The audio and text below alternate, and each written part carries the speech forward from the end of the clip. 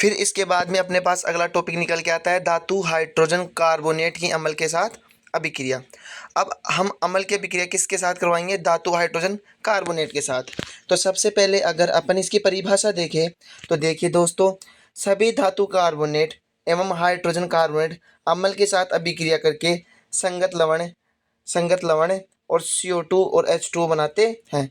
दोबारा देखिए, सभी धातु कार्बोनेट हाइड्रोजन कार्बोनेट अम्ल के साथ अभिक्रिया करके संगत लवण CO2 व H2O बनाते हैं। अब देखो, इसमें आपके पास अभिक्रिया किसके साथ करवाई जा रही है? अम्ल के साथ। किसकी करवाई जा रही है? धातु हाइड्रोजन कार्बोनेट की। तो आपको पता है, जब धातु हाइड्रोजन कार्बोनेट अम्ल के साथ अभिक्रिया करेंगे तो आपके साथ पास कार्बन डाइऑक्साइड और जल तो बाहर निकलेगा ही, साथ में उसके साथ क्या बनेगा? लवण। क्या बनेगा? लवण। अब देखते हैं लवण में अपने पास क्या बनता है। जैसे अपने पास एक एग्जांपल देखें तो अपने पास है सोडियम हाइड्रोजन कार्बोनेट। क्या लेंगे अपन? एक example, sodium hydrogen carbonate. Sodium hydrogen carbonate में अगर अपन देखें तो सबसे पहले अपने पास एक फॉर्मूला है 2NaCO3। इसको बोलते हैं सोडियम हाइड्रोजन कार्बोनेट। इसकी अभिक्रिया जब अपन सल्फ्यूरिक अम्ल H2SO4 से करवाएंगे तो अपने पास एक तो जो लवण के रूप में उत्पाद प्राप्त होगा वो बनेगा सोडियम डाइसल्फेट। क्या प्राप्त होगा? Sodium disulphate. क्या बनेगा अपने पास? Sodium disulphate. साथ ही आपके पास कार्बन डाइऑक्साइड और जल का निर्माण भी होगा। वही अपन दूसरा एग्जाम्पल देखिए तो आपके पास दूसरा एग्जाम्पल है सोडियम हाइड्रोजन कार्बोनेट। क्या है दूसरा एग्जाम्पल? Sodium hydrogen carbonate. जब इसकी अभिक्रिया अपन हाइड्रोक्लोरिक अम्ल से करवाएंगे तो आपके पास क्या बनेगा? एक तो NaCl, जिसको बोलते हैं अपन सोडियम क्लोराइड। साथ ही इसके साथ क्या निर्माण होगा? कार्बन डाइऑक्साइड और जल का। ये यहाँ तक अपने पास हो गई धातु हाइड्रोजन कार्बोनेट की अम्ल के साथ अभिक्रिया। अब तीसरी अपने पास, सॉरी तीसरा नहीं, अगला जो टॉपिक निकल के आता है वो होता है अपने पास उदासीनीकरण अभिक्रिया। कौन सा? उदासीनीकरण अभिक्रिया। उदासीनीकरण अभिक्रिया में क्या होता है दोस्तों, जब अम्ल और क्षार की आपस में क्रिया करवाई जाती है तो अम्ल तो अपनी अम्लीयता खो देता है और क्षार अपनी क्षारीयता, और दोनों ही क्या हो जाती हैं? उदासीन हो जाते हैं। क्या हो जाते हैं?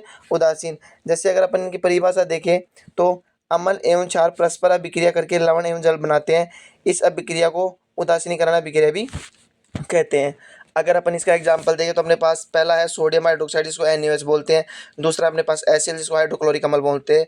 अगर अपन इनकी रिएक्शन करवाते हैं तो आपके पास देखना, एक तो HCl क्या, सॉरी एक तो H2O क्या हो जाएगा? बाहर निकल जाएगा, और आपके पास क्या बन जाएगा? NaCl, सोडियम क्लोराइड, जिसको अपन नमक भी बोलते हैं। दूसरा आपके पास सोडियम हाइड्रोक्साइड। इसकी अभिक्रिया जब अपन H2SO4 से करवाते हैं, किससे करवाएंगे? H2SO4 से। ये रही अपने पास 2NaOH की अभिक्रिया अपने H2SO4 से करवा दी। आपके पास क्या बनेगा? Sodium disulphate. क्या बनेगा? सोडियम डाइसल्फेट, और बाहर क्या निकलेगा? पानी। अब अगला अपन जो टॉपिक देखते हैं वो है आपके पास अम्लों के साथ धात्विक ऑक्साइडों की अभिक्रिया। अम्लों के साथ धात्विक ऑक्साइडों की अभिक्रिया, तो इसकी परिभाषा ऐसे है, क्षारक एवं अम्ल की अभिक्रिया, क्षारक एवं अम्ल की अभिक्रिया के समान ही धात्विक ऑक्साइड अम्ल के साथ अभिक्रिया करके लवण एवं जल बनाते हैं।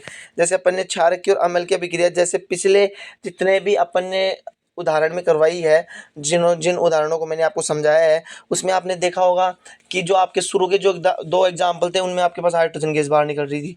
जो आपके पास लास्ट के 5 एग्जाम्पल, उनमें आपके पास कार्बन डाइऑक्साइड और जल बाहर निकल रहा था। वही सेम सिचुएशन इसमें है। जब धातु ऑक्साइड की अभिक्रिया आप किससे करवाते हो बेटा? अम्ल से करवाते हो। आपके पास क्या बनेगा? लवण और जल। क्या बनेगा? लवण और जल। अगर आपके पास धातु ऑक्साइड का एक फॉर्मूला देखें तो आपके पास पहला जो फॉर्मूला है वो सोडियम ऑक्साइड का, जिसका फॉर्मूला होता है Na2O, सोडियम ऑक्साइड का। इसकी अभिक्रिया जब अपन HCl से करवाएंगे तो आपके पास क्या बनेगा? एक तो नमक बन जाएगा, जिसको अपन NaCl बोलते हैं, और एक आपके पास जल बाहर निकल जाएगा। फिर अपन आगे चले तो आगे अपन देखते हैं कि क्षारकों के साथ अधात्विक ऑक्साइडों की अभिक्रिया। तो अपन इस पे देखेंगे, जब अपन क्षारकों के साथ अधात्विक ऑक्साइड की अभिक्रिया करवाएंगे तो आपके पास जल का निर्माण होगा। किसका निर्माण होगा? जल का। देखो कैसे, जब क्षारकों की अभिक्रिया अधात्विक ऑक्साइडों के साथ करवाई जाती है तो आपके पास क्या बनेगा? जल। क्या बनेगा बेटा?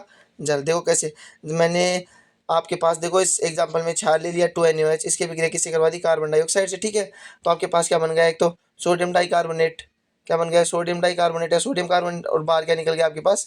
जल। क्या निकल गया? जल।